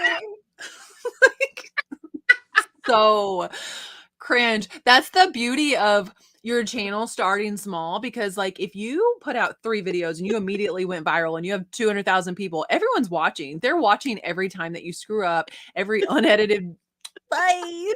Like, people are going to see that, and it's embarrassing. So when you feel like, oh, my channel's so small, I don't know if a lot of people are watching, maybe that's a blessing in disguise, because not everyone sees your mistakes, because you're going to look back one day and you're going to be like, oh, I got to share these cringe videos with the world so they don't feel alone. Yeah, I forgot to tell you that the other day when I did it, and I just remembered. I'm so proud of you. Thanks. I should have left it just to like tell you, hey Rachel, you have to watch this at the end of the video. But then I was like, no, I'm not gonna do it. That's hilarious. All right, Will says, if you're gonna diss on your videos, I'm gonna quote Disney lyrics at you. Oh yeah, talk about that. I'm sure Oh gosh. So I always tell people, like I was telling folks the other day, you have to be confident enough. I tell my kids this, you have to be confident enough in who you are and who God says you are, that the words that other people say to you don't matter. Like if you told me right now and I saw a guy talking about this, like, I hate your blue hair, that would go in one ear and out the other, because I know I don't even have blue hair. So what you say doesn't matter. Be that confident in who you are as a person, like at the core, so that when trolls come at you, it doesn't matter. That being said, the enemy knows exactly what to say to get to you, okay? He knows exactly what to say to get you to doubt yourself, to get you to doubt your self-worth. And like the Bible even says that he throws fiery darts at you. And those fiery darts, guess what? They sting. So I have found a way to combat these fiery darts, because like I would open up my phone and it would be like, have another cup of coffee. It's like, you don't even want us to understand a word you're saying. Like, you're unintelligible in this video. And you would be like, oh, and then you would have to remind yourself who you are. Yeah. Well, instead, I listen to a lot of Disney music, and when I'm listening to the lyrics, I'll be like, oh, that'll be good for. I pick out these Disney lyrics, and that's my response to the haters. So good. And they don't even understand that they're Disney lyrics. And if they argue, then they're arguing with like a cartoon sea witch. Because I use the lyrics of like Poor Unfortunate Souls to a girl once, and I've used lyrics from Moana and I don't know, The Little Mermaid. And there's something so like honest and maybe it's not honest, something so what's the word I'm looking for? Wholesome about coming at someone like clapping back with Disney lyrics that makes you happy and makes you laugh. And so now when like those fiery darts come in, I'm just like, oh, this is hilarious. I've been waiting to put out the lyrics to let it go, And it's a series now on Instagram. I love that. I think the first one you did was when he's singing "What Can I Say Except You Welcome." I think that was your first Disney lyric. Oh, I laughed so hard. I was reading and I was like, wait, what can I say except you welcome? Yeah. And all of a sudden you were reading it in The Rock's voice. I got you. So good. I love it. That song is so good. And it literally just came out of me listening to it on the way to probably pick up my kids. I'm not even going to say I'm listening to it because they're in the car because they don't listen to Disney like I do. Because you're the reselling princess. Yeah, okay. I'll be the reselling Disney princess. Let me get some really big bangs. And Disney princess bangs. Yeah, put on a crown. Scott says there are so many different types of viewers. I can't imagine people watching mine. It kept me from starting for years. Listen, Scott is kicking booty. I can't ever imagine when he says that he felt like people wouldn't watch because I'm not saying that he's an educator based off of his career experience. He's an educator because he's a born educator because he wants people to win. Because Scott will be the first one to tell you, like, he's been poor and doesn't like the way that tastes. He doesn't want anyone else to suffer either. And so his desire to teach comes out of a desire for you to win, which translates into like easily digestible content, and people just keep coming back for it. He's a genius at YouTube, at eBay. I agree. I think it shows that it comes from the heart, and because it comes from the heart, that's why he's having success. Yeah. Because he wants people to win. Guess who else wants people to win? God wants people to win. Okay. And if you're using your channel to bless people like that, I'm sure you're going to, receive some blessing there as well. Yes. Mary says, I have plans for 2024. Yay. Maybe that can't wait. 2024, I graduated in 2004, so I wonder if we're doing something for 20 years. It'd be 20 years since I was out of high school. Ooh, that would be fun. Those fiery darts can come innocently from friends too. Mm-hmm. It's true. Yep. True, Mary, but hopefully friends are trying to offer constructive criticism. My mom always told me I didn't take constructive criticism really well, and she's probably right. I wear my heart on my sleeve. I'm really sensitive. Yep. Don't tell people about me, Mary. Melanie. Melanie's so supportive. I can't imagine her saying anything that would ever hurt my feelings. Just in general. Yes. Oh my gosh. I'm having so much fun. See, I knew I was having so much fun. Like, I was like, okay, should this one be the last one, or should I just keep going all this whole month? But I'm like, no, it should be just one in December, and then like focus on family because family comes first. And and I'm glad I did, because next weekend we're so full. Like, we're just gonna be so busy every day. Yeah. Then when we travel, and then during that time, it's like getting ready for prepping. So it's just like, you know what? This is the last live. And like suddenly and you got fourth quarter as a reseller, and then suddenly it's Christmas, and then it's the week between Christmas and New Year where you don't even know what day it is. Yes. Yeah, Chewy's like planning everything like he needs to get done before the trip, and he's like, holy crap, it's like 2 weekends when we leave. That's it. It's 2 weeks, and we just started planning everything, and I'm like ordering snowsuits and stuff from Walmart.com, just trying to get them delivered to the house quickly. Exactly. Look who's here. Speaking of Walmart, oh my gosh. What's up, Christopher? Oh, this guy. He's the best. Talk about wanting the best for everybody else. Like, hello. Very true. Yeah, he showed me this morning some of his sales from this week, and I'm sure he won't care if I tell you guys. He had $3,000 in sales this week, just this weekend. And he's like, I just can't imagine all of the people that I'm going to be able to help with this. And that just makes me happy. And I'm like, you see the difference? Like, it's amazing. yeah, Like, that's probably why his sales are insane and why he finds such good stuff. Because again, God wants people to win. And if I bless him, he's going to bless people with it. Yeah, $3,000 in sales. I was like, how do you have this many items in one weekend? Over 100, over 200. That's crazy. I love that. Christopher, you're awesome. Christy says this month is a blink before the new year for sure. Oh my God. Yeah. Christy, hello. Thanks for popping in. I don't even know what happened to November. I know it went like boom. As soon as school starts, and like when your daughter gets in school, you'll realize this more. When school starts, the year's over because school starts. And then by the time you get into the swing of like a routine, it's Halloween, and Halloween, I'm sorry, may as well be Christmas because bam, it's Thanksgiving. Then it's the new year.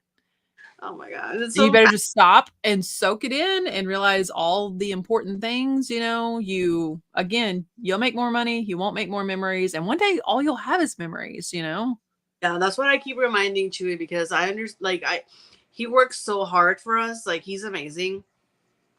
And, I do the reselling so I can try to help with whatever I can. But he's like, he busts his butt for us. And that's, there's no words to say thank you for that. But sometimes I have to remind him, like, hey, babe, I understand work is important because that pays the bills and has a roof over our head. But we got to spend time as a family and we got to travel and make memories because, like you said, we can make more money later, Yeah. But memories happen now, especially Noelani, like she's growing. So we, I want us to spend. So I'm really excited for this trip. Really. I hope you guys have a blast over there. I mean, Tennessee is a beautiful part of our country. Drew, was born and raised there, and somehow I moved him to the plains of Missouri. We are very flat land here. It's not pretty like Tennessee is. Poor guy. Yeah, you guys will have a blast over there. He loves Tennessee so much. I think he wants to move there one day. I mean, it's fantastic, and the people in Tennessee are just great. Oh my God, yes. They're really nice. They're really nice. Oh, there we go. Chris Scott's like, you guys are far too kind. I'm glad I caught some of this. I'm done for the day. Good night, Scott. You're a poor thing. His head's getting too heavy. He's got to lay it down on his pillow. Have a good night, my friend. And I'm really good soon. Say hi to Melody. Will says, take good care of yourself, Scott. Have a good one. And that's a Burton Abba father. Yes, he's amazing. Tennessee is beautiful. Oh, I can't wait. Oh my gosh. I feel like the sooner like it takes to this. What is it? I feel like I feel like I wish it was already the 16th. I was waiting for you. That's Coco. Say hi, Coco. Hi, Coco. Do you remember meeting her at FlipCon? Kind of. You remember Joey, don't you? That tickled you? You were being loud with him. You remember him? He kept giving you candy and I said not to. I don't really remember all of that. Okay, I'm the one that you told me that you wanted to get in the pool. They're looking at the gingerbread and star glosses on the tree. Oh, listen, Coco had something to tell you. What? I was the one that told me that you wanted to get in the pool, but you weren't sure, and I told you to do it anyway. You remember that? Ask Dello to take. You were so nervous. He was. But I do remember the pool. You do remember it. Yeah. That was fun. Or did you come down here to tell me good night? I remember that I could go inside and outside. Oh, that's fun. That's cool. Yeah. I love you. Mm. Have a good night. Sleep tight. Bye, Israel. Do you want to tell her about your elf real quick? Our elves moved. Where? So they were sitting on a chair, and then they moved. We have these glasses that can look. Whenever you look at lights, tiny lights, they go to one's gingerbread and one's stars. Whoa! And they were looking at them at the tree. That's so cool. I wonder where they'll be in the morning. Yeah. Good night. I love you. They've already been in the bathroom. They were taking a bubble bath in the sink. They were taking a bubble Wow. bath. We got to the hotel. Grammy says good night. We got to the hotel and could not believe it. As soon as we walked in the bathroom at the hotel, the elves were in there, That's amazing. like in our shower. I was like, how did they know what our room number was? And Israel's like, well, Santa's magic and probably told them because he knows everything because he's always watching. I was like, you're so smart. He's awesome. I love him. He's so cute. He's so cute. We gotta celebrate. Oh, we gotta sell on Mercari. Woohoo! Yay! Christy says, take time for family and travel for sure. You never know when the day will come that you can't physically do it anymore. True. Exactly. Hey, mini me. Hi. Good night, Israel. Aww. He's a sweetheart. Yeah, those elves. I mean, like Dello had an elf when he was little who still hangs out with us. So Dello has an elf, and then Israel has this elf, and Chewy might like this. So the elf that follows Israel around, he wears Tennessee Vols jersey and like an orange Santa hat. He's all decked out in Tennessee orange. That's awesome, babe. Do you hear that? Yeah, I hear it. Cool. Yeah, his name is Finn, and the elf that follows Dello around, his name is Rudy, and they have gotten into some trouble. Like one time when Dello was little, Rudy drove my car almost into the house. Like we woke up and the car was parked in the front yard, almost at the front porch, and the elf was like on the steering wheel. How does he do that? It was crazy. Like Probably there has been some craziness that those guys have gotten into. Whoa. Yeah. Do you guys have an elf that visits your house? Not yet. No. Yeah. I think I have to talk to Santa or something. See, Yeah, it's kind of crazy. It's good times. Yeah. Yeah, I gotta work on that. I mean, you can give me your connections and For sure. And like hook you up with one at your house, because I'm telling you, it's very interesting and entertaining. Ours don't just move at night, like they'll move all throughout the day. They're always into something. I'm sure Noelani would love to have a little elf following her around. Probably. Yeah, she probably say no like, and she probably hit it down.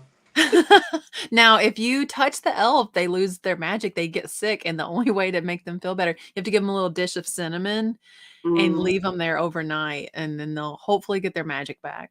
Because cinnamon makes me feel better, so I totally understand that. Yeah. Hello. Jen says our elf hasn't come due to bad behavior. Oh no. That's not cool. Mary says we have an elf and now we have a minimalist nativity. Christmas to a full-time job. Those minimalist nativities. Like I was the only one that would just be honest with Mary and tell her that stained glass one was ugly and she shouldn't get it. And how did that even start? I saw her post and I saw yours and it went. And okay, well she has a reel. She has a reel on her Instagram where it's like someone that said, hey, I found out minimalist nativity is a thing, and now I can't stop looking up these. And some of them were blocks, and some of them were blocks that had the word like sheep, Mary, angel, like written on it, very rudimentary. And then there was one that was like these semicircle arches, humps that were different colors slid into these pieces. And she was like, I kind of like the stained glass one. And I was like, that's ugly. Don't get that. And so later I said, I just sold Mary this minimalist nativity, and it was these batteries. I actually found the picture online, and now like Melanie is posting them, Anthony C is posting them, Mary's posting them. We keep making nativities. Like I made one out of oranges and an avocado and like an apple, and everyone keeps making them I made some out of beauty products one day. It's kind of funny. I kid you not, this morning while I was cooking breakfast, I saw the spices. I was like, okay, that could be Mary and Joseph and baby Jesus. Yeah, Melanie did one that was this taco spices. Yeah. So funny. She did one with some LaCroix. Anthony's doing them at the store he works at. That's creative. I'm not going to lie. Elves hide from my house because I'd probably say no to if an elf just appeared in the shower or wrecked my car. Yeah. They're nuts. I mean, I'm just saying, you never know what they're going to be into. We had one time they grew a beard, and then the other was shaving one of them's beard, and they were teaching the toys how to shave. Like they've turned our entire house upside down into like a skating rink once. They were having a battle. It's just craziness. Those elves are wow. They're super crazy at our house. Wow. I lost more followers than usual posting that minimalist activity. Wow. Golly. But why'd you have to say that? I think I like this one. I don't know, Mary. When you say things that I don't love, I imagine it had to be in like an annoying voice. Oh, I didn't. Chrissy has one on there. I haven't seen it. I haven't been on Instagram much today. I have a highlights tab on my IG. You can see all of them. Nice. That's all of them. I have 100% them when I make them. I want to start making them in public places now. Chrissy has the tea. Nice. Today I died. I haven't seen that one. I have to look at it more than usual. You guys are the best. Seriously. You never know what content people are going to leave for unless they like announce it like the airport, right? I'm unfollowing you. I've not really got that before, and I don't know what I would do with that information. I guess it depends on I would at least try to reflect, like, did I do something wrong here that would cause people to unfollow, but then also realize that you can be the ripest, juiciest peach, and some people just don't like peaches, right? Mm-hmm. Peaches, peaches, peaches, peaches, peaches. Why didn't you make that your number one musical? Because that was like the only song from that movie. Yeah, kind of was. That song was amazing. There was a movie though that I was thinking about this week, and I was like, I think that would classify as a musical, and I can't remember now what it was. And I was thinking about it because I was thinking about your show this week, like while I was driving around. About And now I cats. don't. No, I'm sure it was something Disney. Disney. You I don't know. You know what movie that we saw that we were surprised it was a musical? Oh yeah. What? Is on Netflix. Is that computer animated movie Leo With Adam Sandler. with Adam Sandler? I haven't seen it. Ooh, 8 Crazy Nights. Would that be considered a musical?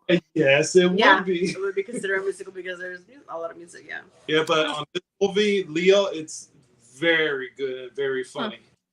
You I gotta enjoy Adam Sandler's like non-basic roles like that. I really liked him in The Cobbler. Mm-hmm. I think Israel might like Leo. Yeah, I've never seen it, but is it available anywhere other than Netflix? I don't have Netflix. Netflix. Unless you can stream it on Like YouTube or other something. way. Uh-huh. But it's really good. It's really good. I liked it. Nolani watched it like 15 minutes and then she went to sleep. Oh, my children exploded when you sang that. It was an uproar for They all started singing it. Let's sing it again. Peaches, peaches. Peaches, peaches, peaches, peaches, peaches. You're welcome, Will. Sorry, Hannah.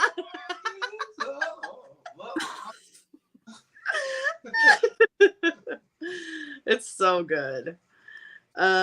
Someone must have reported it because it didn't delete mine. Someone's got deleted? Really? Mary, it is probably a rite of passage to be excommunicated by someone in the YouTube comment section.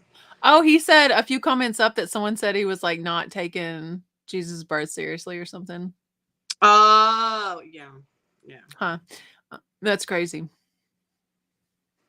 I talked to a guy the other day and he said he's like a Christian improv comedian, which I thought is like such a cool job, or he used to do that or something.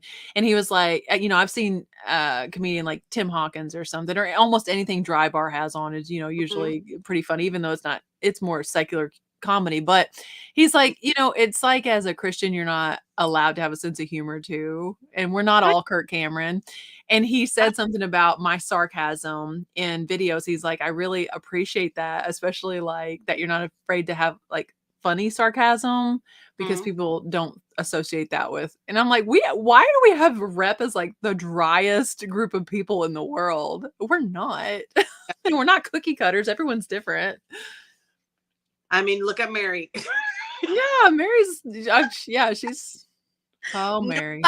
but like she would understand the most, and people will say, oh, she's not Christian, or she's a bad Christian, or whatever. I'm I like, guess I don't know. I just, saved by the grace of God. So as long as I got his grace, I guess that's all I need. oh yes, it's also a rite of passage in the religious world. We're used to it. Yeah. Wild. Oh, Mary. What else was I gonna say, Melanie? I really like Mary. I love her. She's a great person and a lot of fun to be around. I mean, look at Mary. Look at Mary. Doing really good too. Like she's kicking butt with like selling and like her whatnot shows. Yeah. She's an expert in a lot of things too. She would be the person to be like, let me call I mean, Yeah. I could name her for several different things that she Yes. could be an expert in. Oh, speaking of calling, okay. Chrissy and I went to the bins the other day. I found this huge blanket. Rachel, it was so heavy. I was like, oh my God, this is going to take like half of my budget. Was it at the bins? At the bins, yes. But it was beautiful. It was huge. And Chrissy's like, I know who to call. We call Christy. We told Christy, okay, this is what Coco has. I sent Christy a picture of it. Christy, she told Christy, okay, get it anyway, with what Christy was telling her. But then I sent her a screenshot of it, and she's like, yes, get it, because Christy knows a lot about blankets and quilts and Nice. and whatever. So apparently this one doesn't have a brand, but the quality of it and the look can go for about $125. Nice. I was like, okay. Okay. So I make my money back and then some with this item. So I was just like, okay, I'm okay paying up for this, because it's all like, it's really heavy. Yeah. I bought a large Ralph Lauren comforter once at the bins, and they priced it separately for me, which I thought was nice. Oh, that's good. It was especially nice because once I got home, I realized that when I hadn't undone like the entire thing, and it had a hole. That sucks. So you didn't sell it? I didn't sell it at all. No, I threw it out. It was like a leopard Ralph Lauren, and Ralph Lauren linens can be a really good money. Yeah, I'm learning about that. I used to love electronics. When I started, I loved electronics, but little by little, even though I packed it the best of the best of the best, something always happened. And I was just like, you know what? I'm going to take a break from electronics. So I keep selling everything because I love everything, but I am really getting into crochet blankets, quilts, regular blankets, and whatever. And they're selling for us. And it's really nice. And I'm learning the name of the patterns and stuff. So I like it. Kid says, speak for yourself. I'm about as sober-minded as a guest, and I do not make jest. Nice. Said sarcastically. Yeah.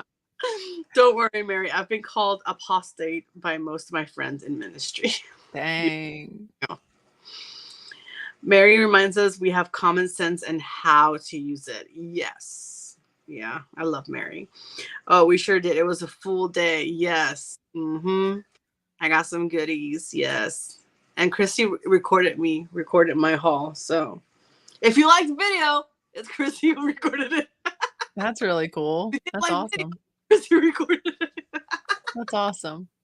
No, we had so much fun. Keith gets it. Bill's tough skin, though. If you can handle ministry, you can definitely handle YouTube comments. Yeah, I agree with that. Maybe that's it, because we, not only had the ministry, we had like parents, because you were dealing with people's kids too. Yeah, you can't touch me. I got a Disney Alice in Wonderland Cheshire Cat dress and a fox wrap around towel. That's awesome. I love Alice in Wonderland. The books are worth the read. Oh, speaking of Alice in Wonderland, I sold Alice in Wonderland. I think they're candle holders, so you can put a candle, but I thought they were shot glasses. But nevertheless, I sold them. I was happy, and I know sold on Mercari for like $12, and I got it for 25 cents. So Oh, that's cool. That's a nice come up there from 25 cents. yeah, I remember I was saying, I don't know if you probably remember, I was saying that I was trying to do better with my sourcing and like try, if I had to pay up a little bit I would. And I remember you made a comment saying, no, Coco, like all you got to do is just make sure that you pay as low as you can, and then you should be okay with their ROI and stuff. I mean, you said I like both sides of that coin. I like paying up and getting more quality stuff, and I like getting it for next to nothing. And $10 sales is $100, but it's all where you're at in your reselling journey too, though. Like you'll get to the point eventually where you're like, I don't want $10 sales. I don't want the work that's involved in that. But and I'm not saying no. Do I? I think that's where I'm at right now. Yeah. And for anyone like, because people are always saying, what advice would you give new resellers? For new resellers, get all the free and quarter stuff, because when you screw up, when you packed it as well as you could, but it didn't arrive there, you didn't lose anything but the 25 cents and the time and whatever shipping, you didn't lose $100 an item. Like in the beginning of my reselling, I could not afford to make more than a $5 mistake. Exactly. You know? Yeah, but I feel like I'm more picky now. I'm pickier now with the sourcing, but I hope that I'm not like making it worse being so picky that I'm not seeing all the bread and butter stuff. Well, I mean, I did a video once on whether or not bread and butter was a waste of time. And I was shocked when I did that video that the majority of my sales in the previous month were less than $20. The average sales price on eBay is $30. Now, that being said, there's people in this chat that have higher average sales price than $30. But the average, so when you want your higher, sales to be, your average to be more than $30, you're cutting out the majority of eBay buyers. So if their average is $30, that's the bread and butter mark. And I was surprised when I made that video that over 50% of my sales were under $20. So if I didn't sell stuff under $20, more than half of my money wouldn't have happened that month. Yeah. And that's what I try to keep in mind. Like, okay, it's okay to get bread and butter. It's okay to get bread and butter. But what I'm doing now is checking the sell-through rate. Mm-hmm. Make sure that bread and butter still sells, and it's not 7-year bread and butter. That's where I'm at right now, because at first I was like, no, I gotta get the good stuff. And then I realized I was like, no, just get stuff that has this high sell-through rate, and that's it. And then you're fine. So that's what I've been doing ever since I changed that mindset. I kid you not, Rachel. I look every single thing that I pick up. It might be annoying. It might take longer to source, but it's important. Sell-through is everything. I sold a skirt yesterday for $7. I have had that skirt listed for 4 years. Wow. Like, why didn't I check the sell-through rate? It was a fill a bag sale. I remember exactly when I bought that skirt. And when they offered me $7 on it yesterday, I was like, please take this. I would almost pay you to take it just for the metrics of having the sale. Like, yeah, bread and butter sales are good, but after 4 years is moldy bread at that point. Mm-hmm. Yeah. And I feel like it depends on what the purpose of your reselling is too. Are you reselling for extra money? You can be as picky as you want to be. Are you reselling to pay your electric bill this month? You need every bread and butter sale, like I do. Yes. Yeah, and that's why I changed my mindset as well, because I always remember what you say, like I just wanted $100 this week, and then when I got $1,000 a week, my life changed, and that's where I want to be. Yeah, because I'm like halfway there a week. I mean, it's nice, like, so it's like sometimes it's like it's less, and then sometimes it's almost that a week, and it's just You're gonna look back one day on your old videos and you're gonna be like, I was so excited for a $13 sale. I was so excited for this and that. And you're gonna see where your journey has shifted to. And don't get me wrong, I sold a sports bra the other day for $5 with free shipping. Mm-hmm. With free shipping. I lost 13 cents before cost of goods on that, before my packing materials. Yeah. Yeah. So Yeah, but it's okay. I'm still learning. 2 years into reselling. Yeah, learning stuff and clearing out old inventory. And like I was talking about with the sports bra, I need my sales metrics to look better because I had to cancel some sales of stuff that I had cross posted and sold, and then I had to cancel it because it was out of stock, and then I had a couple late shipments, and those couple things coupled together. That's not good for your metrics, and it drops, your top rated seller and all that. So sometimes getting rid of it and having the sales metric is better than redonating it to the thrift store because it, the higher volume of sales, the lower the percentages of the ones that went bad. It's a lower number. The percentage is less. I remember, I think that's what happened to Freezy Finds. They were in eBay jail because they had they had to cancel some sales and stuff, So yeah, I try to be on top of that because I also cross list and it's just Yeah. He says my average sale price is lower than it was earlier in the year. I think it's because I picked more smaller items, but quantity sold is higher. Yeah. My average is $86. Isn't that crazy? His average is high, but he also has cheap items in his store too. Like I feel, and all of his stuff is free shipping. If you go to his store right now, you'll find stuff for like $15 and less. You'll find $10 items. Yeah. Mary says you might have enough in your death pile to not source for a while though. I have so much. Like I didn't want to get a death pile, money pile, but I have one now. So that's why I don't think I'm going to be sourcing until we're in Tennessee because I'm going to source in Tennessee. I already told you. You are?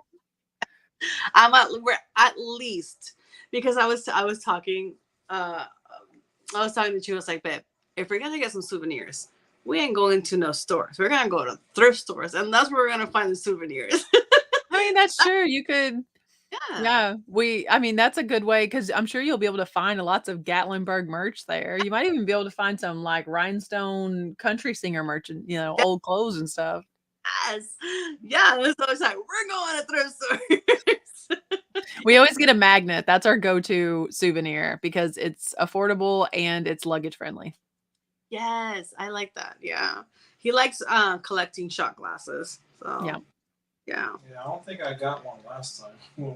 I think you did. Yeah, I think you did. Yeah. Anthony says, yes, people talk about it being a tough economy, but STR is STR. People are still buying. You just have to make sure you source what they are buying. Exactly. Yeah. Christopher knows. Look everything up. You're just streamlining. You've got this, Coco. Thank you, Mary. Yeah. Christopher says, I will sell anything. This last week, I sold Chanel and also Hot Wheels. It all adds up. Yes, sir. It's true. And Mary says, never cancel a sale. Fulfill it. Send a coupon to your store. And I'm sorry, note going eBay flat envelope. Cost a stamp, then fully refund and send buyer a message. Well, I've seen people get really angry emails from eBay about doing that. I've seen that people have started to get in trouble for that. And also my other question being, can you send standard envelope with an item that wasn't listed in the cards category? Because I've never seen it as an option unless it's listed. Like if I had sold the sports bra and canceled it, I'm not going to have standard envelope as an option. Or is that now an option and I'm just not seeing it? No, with ours, I wouldn't see it in ours. I've never seen it on there. I think. So then you'd have to pay for, at least $3.50 or something. I've seen that though. Like Harry Tornado had that as advice to mail him like a Starbucks gift card or something. And I'm not saying it's bad advice. I'm just saying I've also seen people get reprimanded for doing that. And also, and I've been one to say, ask the buyer to cancel the sale and then say, buyer asked to cancel. And I've seen people getting in trouble for that also. Yeah. Yeah. It's right there on the messages. Yeah. Mary says buyers appreciate the note and utilize the coupons. I send an exclusive 60% off any item coupon. Yeah. I don't know if I'd be comfortable doing that because I don't want to get in trouble with eBay, but yeah, I think hey. It's definitely a way to get around it for sure. But Mary, that's crazy. The next item, when I ship either later tonight or in the morning, I'm going to look and see, and maybe I'll screenshot it and show you because I never see standard envelope on there. It's like how media mail is blacked out when you didn't list a book. Mm-hmm. Like standard envelope does not appear to me if I didn't list an item that is standard envelopable over on eBay. Yeah. Lori says, I passed on a granny square Afghan today because I haven't sold them very quickly. Yeah. I love them though. They're so, I like picking them up. I got one that's like strips. I don't know what the name of that is called. I'm still learning, so I have no idea. It was really pretty though. It was super colorful. Something I thought Mary would like, actually. I need to give her first dibs on it if she wants it before I list it. Yeah. Oh, I will grab the colorful ones first. Those are the ones that I love selling. And then if there's any last resort, then I'll get the, pastel colors or whatever. I saw in Happy Picker's video the other day. Well, it wasn't really the other day, but I was watching some of her content where she sells like old gold tone picture frames from like the 80s and 90s, like the junk. Yeah. And she lots them up and sells them for like $40 and $50 a lot. Yeah. I was like, really? I need to grab some of these and try it out with at least one lot. I couldn't believe when she said she was picking those up, and they pick them up all the time and sell them all the time like that. Yeah, that's why I wish and I keep saying this, I'm like a broken record. I'm sorry, but that's why I wish our bins had more hard goods, because our bins are mostly clothes.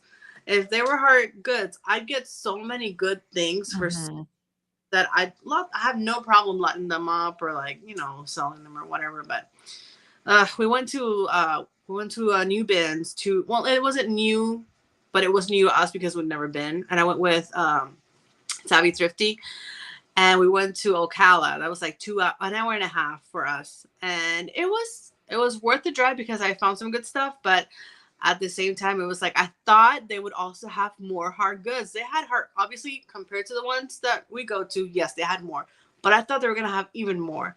But at the time, it was a small bin store. So will I go back? Probably not. But I do like having that experience of going to new bins and comparing them to ours. Yeah. That was fun. I'm surprised at the ones I've been to in Florida, like how they compare with the St. Louis bins is, I guess it must be phenomenal, because some of them that I've been to in other areas, I'm like, nah.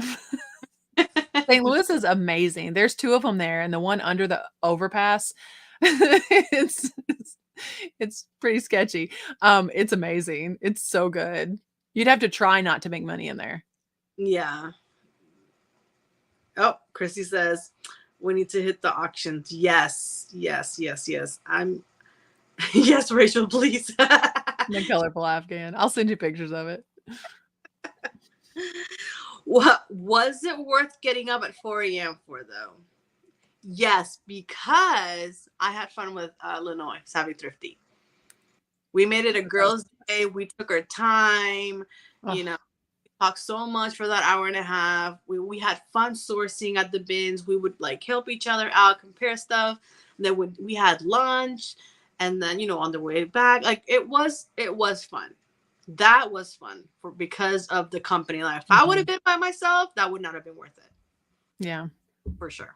I have to leave my house before 6 to go, when I go to the bins, because it's 3 hours from here to go to the bins. And so by the time I get there, they're opening, and then I'll stay all day because it's a 6-hour round trip. But I never have anyone to go with, so it's kind of lame. Like, you have a treasure in being able to hang out with Lenoy and with Chrissy, and if Ryan would make the drive. I know. No, I already talked to Chewy, and I already told him we're gonna come visit you and we're gonna go sourcing together. I already told him. When is that gonna happen? I don't know. One day. Auctions are fun. Well, I've never been to it. I want to go. I like the video that they put out, Happy Picker and Grumpy Picker, about the auction house. That was fun. I want to go to one. Melanie, I haven't been, not for my business. Yeah. If Ryan would make the drive.